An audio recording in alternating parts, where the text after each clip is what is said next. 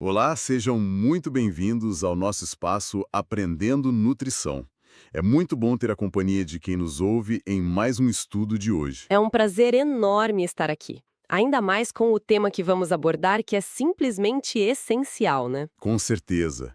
Hoje nós vamos falar sobre um tema que, é literalmente a base para entendermos como qualquer substância age no nosso corpo.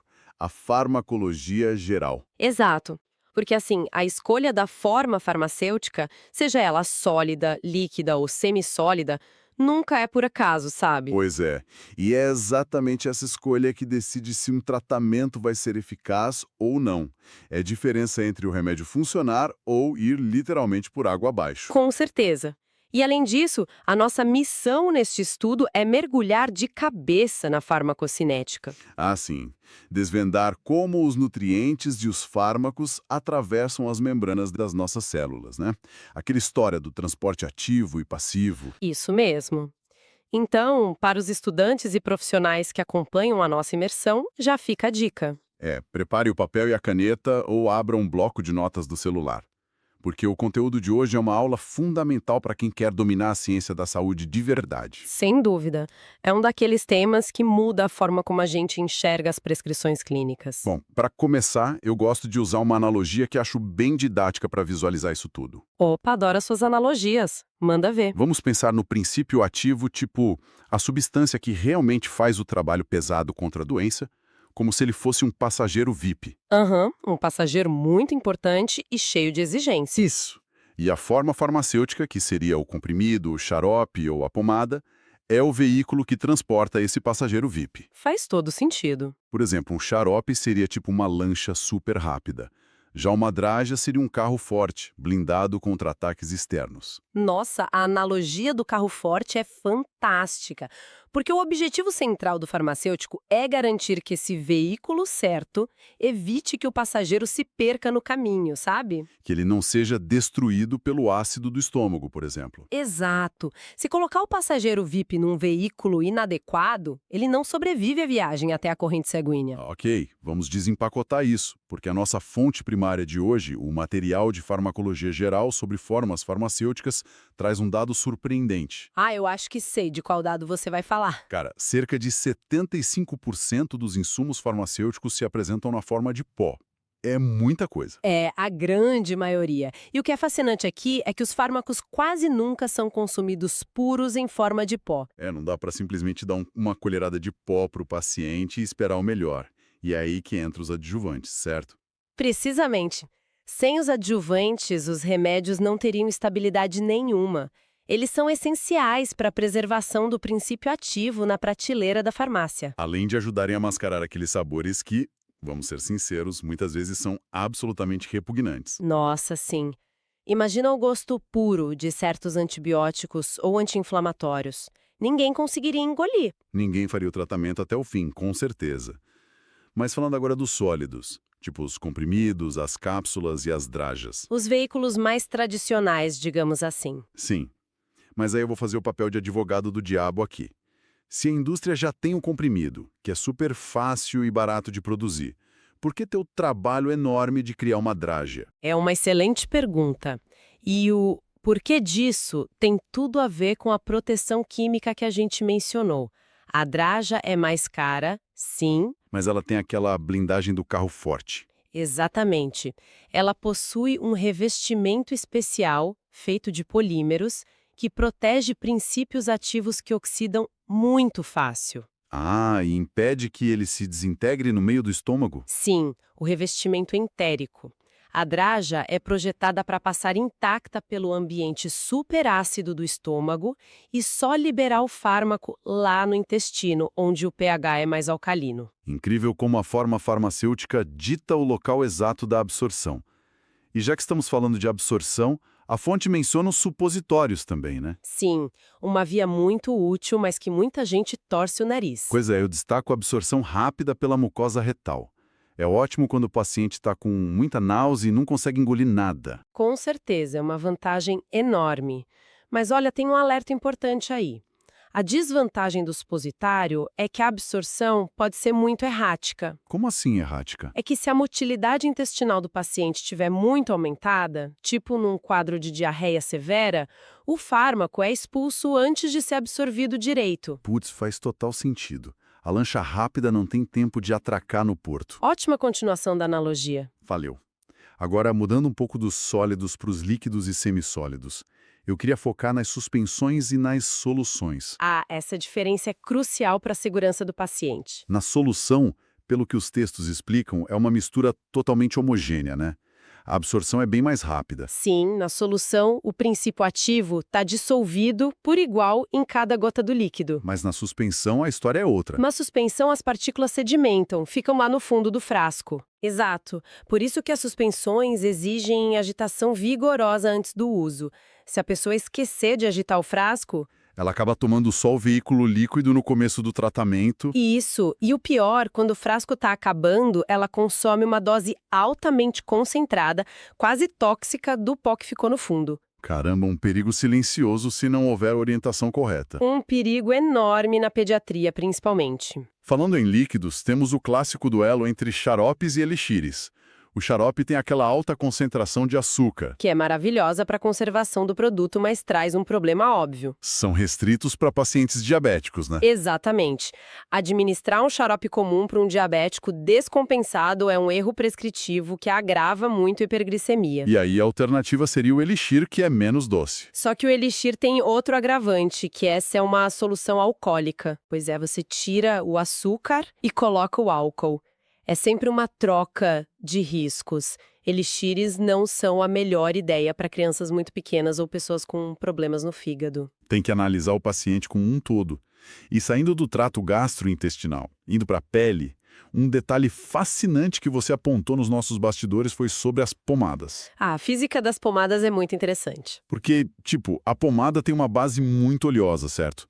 Ela literalmente obtura os poros e diminui a transpiração. Sim, ela cria um filme oclusivo. Isso é maravilhoso para uma hidratação profunda ou para lesões muito ressecadas. Mas você alertou que isso é péssimo para lesões agudas. Aquelas feridas abertas, inflamadas. Péssimo. Se a lesão está aguda, quente e úmida, aplicar uma pomada acentua a inflamação, porque impede as trocas gasosas. A pele não respira. E acaba cozinhando a inflamação ali de baixo, nossa. E tem mais, a escolha da pomada também depende da região do corpo. O pH muda muito. Ah, sim. As pomadas vaginais, por exemplo, precisam ser bem mais ácidas que as pomadas de uso cutâneo geral, não é? Exatamente, para respeitar a flora natural e as defesas da mucosa específica. Sensacional. Bom, antes de entrarmos nos detalhes sobre a diferença entre transporte facilitado e osmose e como isso afeta a absorção no trato gastrointestinal, um recado rápido para a nossa audiência. É uma pausa importante. Se esse conteúdo está ajudando a descomplicar as matérias da faculdade ou a relembrar conceitos importantes, não esqueçam de clicar no gostei. Faz muita diferença para o projeto. E a inscrição no canal garante o recebimento dessas revisões técnicas para mandar bem nas provas e na futura prática profissional. Esse apoio ajuda as plataformas a entenderem que informação acadêmica de qualidade importa. Beleza. Recado dado, aí saiu, o conhecimento precisa circular. Então vamos retomar. O veículo chega no destino, mas como as substâncias saem dele e cruzam as fronteiras do nosso corpo? A famosa barreira celular. A membrana plasmática, que é fundamentalmente uma bicamada lipídica. Gordura pura. E com uma permeabilidade super seletiva que depende, curiosamente, do cálcio, certo? O cálcio atua quase como um cimento estabilizador para essa membrana. E a partir daí, nós temos as formas de entrar na célula. O transporte passivo é aquele que ocorre sem gasto de energia. O que é fascinante aqui é que o transporte passivo acontece a favor do gradiente de concentração. É como descer uma ladeira. Vai de onde tem muita concentração para onde tem pouca. Exato. E dentro disso a gente diferencia a osmose, que é basicamente o movimento da água do meio hipotônico para o hipertônico, da difusão facilitada. A difusão facilitada é a minha favorita. Eu imagino ela como usar uma catraca de estádio, mas com um segurança na porta. Essa imagem é muito boa. O segurança seria o carreador proteico, certo? Isso. A molécula não gasta energia para passar, mas ela precisa daquele carreador específico para conseguir cruzar a membrana. E o detalhe clínico importante da sua analogia da catraca é que, por depender desse carreador físico, a difusão facilitada atinge uma velocidade máxima constante. Ah, entendi. Porque chega uma hora que todas as catracas estão ocupadas, né? Perfeito. Ocorre o que chamamos de limite de saturação. Não importa quanta substância tenha lá fora, a célula só consegue colocar para dentro um número X por segundo, Muito louco isso. E no outro extremo a gente tem o transporte ativo. que já é uma luta contra a correnteza. Ocorre contra o gradiente de concentração, exige gasto de energia, usa ATP. Os textos descrevem que é um processo bem mais lento e irreversível, né? Sim, e é vital para capturar certos nutrientes ou fármacos que a célula precisa desesperadamente, mesmo quando o ambiente já está saturado deles lá dentro. Agora entrando na farmacocinética de fato. Tem uma regra de ouro na absorção que você destacou, citando o livro do Goodman e Gilman, que estava na nossa fonte. O Goodman é a bíblia da área, e a regra é claríssima. Independentemente da via de administração escolhida, os fármacos devem estar em solução para serem absorvidos. Ou seja, se a draja passar inteira, não tem efeito nenhum. Nenhum.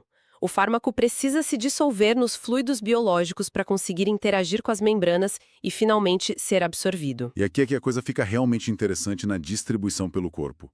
O tal do volume de distribuição. Esse conceito dá um nó na cabeça de muitos estudantes no início. Na minha deu. Porque eu li e fiquei surpreso. Eu achei que o volume de distribuição fosse, sei lá, o volume físico em litros do corpo humano. Mas não é. A gente clareia essa confusão rápido. É um volume totalmente teórico. Teórico?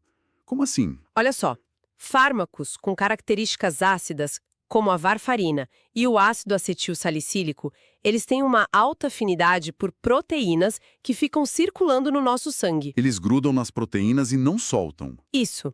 Então eles ficam presos no compartimento vascular. Logo, o cálculo matemático diz que o volume de distribuição deles parece bem pequeno. Ah, faz sentido. Eles não se espalham. Mas e os fármacos básicos? Os fármacos básicos, como a anfetamina, que as fontes citam, fazem o oposto. Eles saem do sangue rapidamente e se espalham fortemente pelos tecidos profundos do corpo. Tipo o cérebro e os músculos? Exato. E como eles somem do sangue, a matemática calcula um volume de distribuição enorme, que às vezes dá um número maior em litros do que o próprio corpo do paciente tem. Caramba, maior que o próprio corpo. Porque é só um número matemático para indicar o quanto ele se escondeu nos tecidos. Exatamente isso. Muito bom. E para ilustrar como isso tudo afeta a vida real, a teoria na prática descrita nos materiais traz um estudo de caso prático sobre erros de prescrição que é tipo de cair o queixo. Infelizmente, casos assim acontecem bastante nos prontos-socorros. Olha o cenário. Um bebê de apenas 1 mês de vida, chegando com febre alta e dificuldade respiratória. Aí, ele recebe uma prescrição de comprimidos de paracetamol de 500 miligramas e cápsulas de amoxicilina. O que é uma falha grotesca de planejamento terapêutico. Indignação. Porque como é que um bebê recém-nascido vai conseguir engolir cápsulas ou comprimidos intactos desse tamanho? É anatomicamente impossível. E aí o que os pais acabam fazendo no desespero. Eles amassam o comprimido, né? Ou abrem a cápsula. E isso destrói completamente a forma farmacêutica. Lembra do revestimento? Se você amassa, o ácido do estômago destrói o princípio ativo. Sem contar o risco do chamado dose dumping, que é liberar toda a dose de uma vez no organismo pequenininho do bebê. Isso ilustra perfeitamente a importância vital da farmacologia geral. Para a pediatria, as formas líquidas, como soluções, xaropes, gotas ou aerossóis, são absolutamente mandatórias. A escolha errada da forma farmacêutica inviabiliza o tratamento, não importa quão inovador ou bom seja o fármaco na teoria. Exatamente. Se o veículo não funciona, o passageiro não chega. Sabe, adotando um tom um pouco mais sóbrio e institucional agora, antes da gente encerrar. Como o nosso estudo de hoje trata de temas técnicos profundos de farmacologia, eu reforço uma nota de responsabilidade muito importante. Com certeza, a segurança em primeiro lugar. As informações compartilhadas nesta imersão têm um caráter estritamente educativo. O objetivo é fortalecer a base para estudantes e profissionais da saúde. Isso mesmo. O uso de qualquer medicamento, suplemento ou alteração de um tratamento deve ser sempre orientado por uma prescrição de um profissional qualificado. Até porque, como analisamos ao longo de toda a nossa imersão, cada forma farmacêutica possui vantagens e desvantagens específicas, que dependem crucialmente da condição clínica de cada paciente. O remédio certo para o adulto pode ser o veneno para o bebê. A individualidade bioquímica dita as regras. Sem sombra de dúvidas. E se conectarmos isso com o panorama geral para o futuro, que as fontes chamam de além da sala de aula, as coisas ficam ainda mais incríveis. O que você tem em mente? O que vem por aí? Os sistemas monolíticos de liberação prolongada. A gente não vai mais apenas engolir um comprimido todo dia. Ah, os implantes e nanotecnologias, né? Sim, e principalmente os avançados sistemas de transporte de drogas para a parte posterior do olho que a fonte cita. É uma tecnologia vital para combater a cegueira irreversível. Caramba, colocar nanopartículas direto no fundo do olho?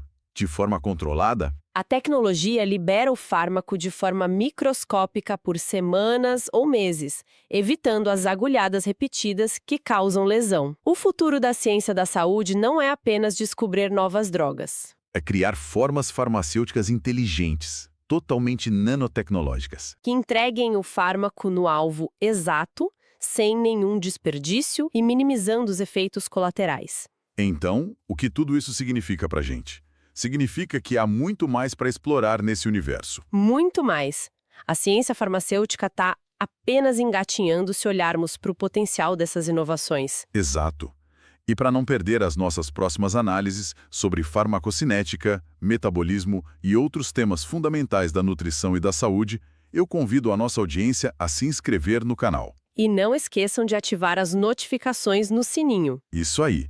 Muito obrigado pela companhia de todos em mais este estudo aprofundado. É um prazer descomplicar a ciência com vocês. Foi ótimo estar aqui e espero que tenha ajudado muito nos estudos. Um grande abraço a quem nos ouve e até a próxima.